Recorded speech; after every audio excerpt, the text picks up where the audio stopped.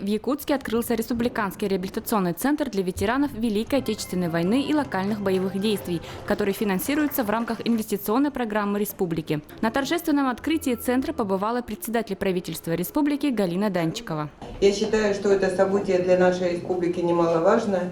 Это уважение, дань и забота о здоровье наших граждан. Мы их создаем для того, чтобы поправить свое здоровье, для того, чтобы люди могли получить комплексную реабилитацию. По графику заезда, по квоте Министерства труда и социальной защиты у нас со всех улусов предусмотрены квоты. По этим квотам они поступают к нам на 18 дней. В здании предусмотрены специализированные кабинеты для диагностики, физиотерапии, лечебного массажа, социальной адаптации и профориентации. Самым основным направлением у нас является это протезирование конечностей верхних и нижних. Протезами фирмы Оттобок, это германские протезы, очень хорошие. Также сейчас внедряются у нас высокотехнологичные американские протезы. Сотрудничаем с травмоцентром города Якутска. Возраст там любой может быть.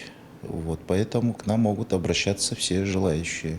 Каждое помещение оснащено современным оборудованием общей стоимостью 38 миллионов рублей. Диагностика в кабинете УЗИ будет проводиться с помощью экспертной системы. Ультразвуковая платформа нового поколения с высокой точностью производит сканирование пациентов любого возраста и телосложения. Аппарат очень удобен, прост в использовании.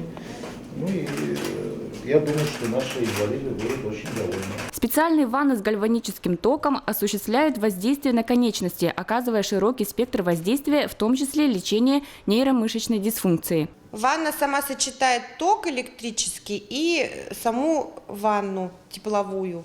Хорошо действует она на кровообращение, на восстановительные какие-то процессы. Галотерапия будет проводиться в соляной комнате. Во время процедуры в помещении подается специальный воздух, насыщенный мельчайшими частицами соли. Применяется при галотерапии. Галотерапия проводится при бронхолегочных заболеваниях, лор-заболеваниях, синуситах. И просто человек приходит, отдыхает в нашу соляную пещеру и расслабляется. В общем, с простудными заболеваниями сразу сюда. Да, кто часто болеет, весной и осенью нужно проходить профилактическое лечение. В зале лечебной физкультуры представлен полный спектр оборудования для реабилитации опорно-двигательного аппарата. Здесь, например, лучезапястного сустава, локтевого сустава, плечевого сустава, коленного, голеностопного сустава. Эти аппараты предназначены для инсультников, инфарктников. Приходят к нам вообще после лекарственной терапии, а мы потом их реабилитируем, восстанавливаем их дальнейшее состояние. То есть они от вас здесь уходят уже на своих ножках? Да, на своих ножках, уходят. В основном, на своих ножках.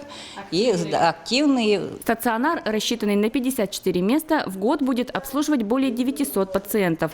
С учетом расширения центр обеспечит реабилитацию около 5000 ветеранов и инвалидов со всей республики. Надежда Ефимова, Николай Необутов.